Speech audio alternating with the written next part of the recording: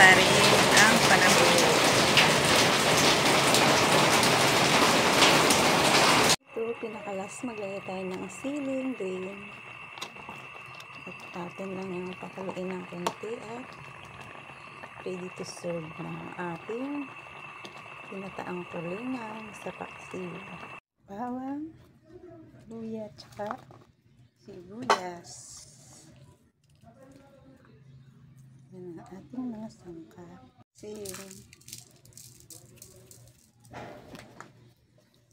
Paminta. Siyempre, ang ating suka. Oops, sandahan. At habang nakulo ang ating pinaksiw na ating tulingan, lagyan natin yan ng fresh na malunggay.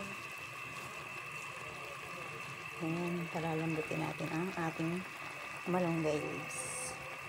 Ayan, lalagyan na natin ang ating fresh na kokomang, ang ating kakanggata. Paksiw sa gata na tulingan. Yan ang paborito ng aking mga sinakis.